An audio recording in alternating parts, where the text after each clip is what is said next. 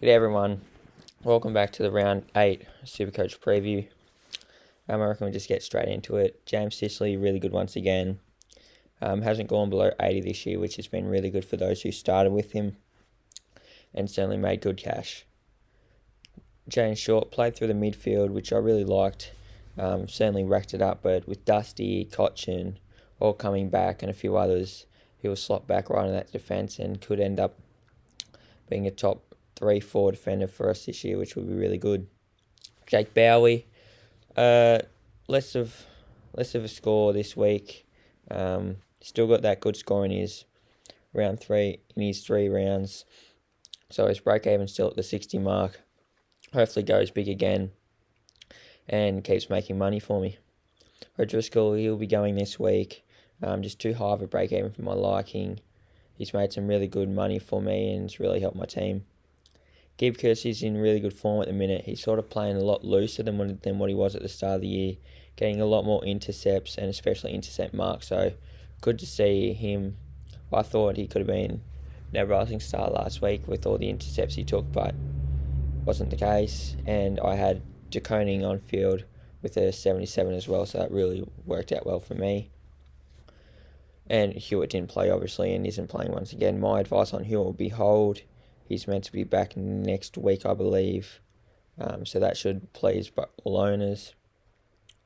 I just don't think Calm want to risk such a good player of Hewitt. Jack Steele, 122. Since a slow start, he's really picked it up. In absolutely shocking conditions, he was probably one of the best players on the day. I'm just looking at the stats because obviously I didn't see the game. Jack McRae, really quiet last 2 weeks. For owners who don't have him, you'll be happy to see that he's not having such a good run at the minute. And with a break even of 200, you could really cash in and get him when he's probably 580k. So yeah, my advice would be wait on him. Don't trade him if you got him. You know, he's had 2 scores below 90 and he's still averaging 122. Lockheed Neal, best player in the comp at the minute. My tip for the Brownlow at this stage, 187. I think he had like a 90-point quarter in that third quarter. He just tore Sydney a new one and really took the game away from them and set up Brisbane to win. And with a 187, just unreal game from Lockie. Clayton Oliver, really good once again. Just didn't use the ball well. Just turned it over too much. And that's why his score wasn't higher. Took Miller was really good. Back to what we know is his high scoring potential, and really good for me this week. Tom Green, 107. Ever since I brought him in, he seemed to just get in the 110s, which I'll take. As long as he doesn't go down too much, and if he keeps pushing them scores out, then I probably won't have to trade him. Paddy Crips, 138. You look at this guy's start to the year, and he's just been sensational. He's averaging 120, and he had a score of 20 in there. That's how good he's been playing. 38, sorry. So apart from that 38, you look at what his lowest score is here. When it loads. He's had a lowest score of 119 against Hawthorn. That's just sensational start to the year. Nick Dacos, 75, was really good once again. He might be unavailable this week, but that shouldn't fuss me because he'll get swapped back to the defence this week for me, and I have cover back there. Horn Francis, I'll be trading him this week, just doing the 2 trades this week, and I'll show you them later. Ward back this week, so hopefully he can pump out a big score and keep making me some cash. McDonald was managed this week, but I heard that Wingard could be a late out, so maybe that means McDonald comes back in, or he might be the medical sub. Gorn, 172. The people that traded out this bloke, told you not to, and look what he's been doing. He's just tearing up the numbers. Since them 2 bad scores in the first 2 rounds, he's just torn it up. His break even is 98. So if you want it, I'd wait just for him to go down money when he does slow down a bit. Since the first 2 rounds, 117, 160, 130, 123, 172. Just sensational numbers from him. And a 3-round average of 140. That's just insane. Braden Preuss, probably the best cash cow of the season. Lucky I got him in last week, and before he went up all that money, he went up another 60k, which is good for owners. Sam Hayes had a bit of a quieter one.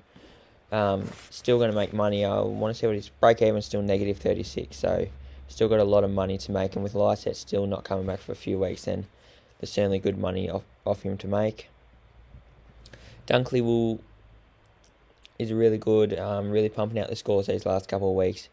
He's that in and under midfielder for the Dogs. Yes, his disposal efficiency probably won't be as good as like a McRae or a Bontempelli, but he's going to get them contested touches, which is really good for Supercoach.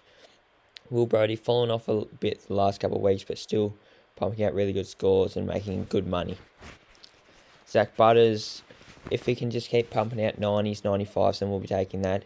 I still do believe he'll be a top 5, 6 forward this year. Cornelio's playing some really good footy at the minute, kicking goals, which is what we like to see, and also getting his 20 touches a game.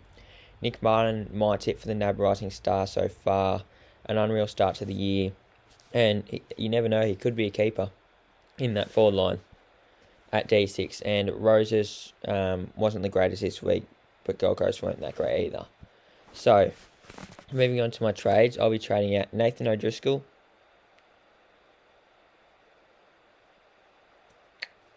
and Jason Horne-Francis. I'll be moving Dacos up into the back line, Hewitt down into the midfield. And I'm going early. I very rarely go early on rookies, but I really like the look of this bloke last week. Got a lot of the ball, I think 20-odd touches, and kicked a goal. And with no Hewitt this week, then I think it's time to jump on. He's got a negative break-even already. This was going to be Greg Clark, but obviously with his health and safety protocols, then obviously it's just a waste of a trade there. So I feel like Carroll can make me a good 100k, 150k, hopefully in the next 5-6 weeks if he holds his spot. And bringing in ever reliable Tom Stewart. I wanted to bring him in last week. I just didn't have the space in my side. I undernard and didn't, and I'm really annoyed that I didn't. But anyway, he'll come in this week, and then McCartan will go off, and I will put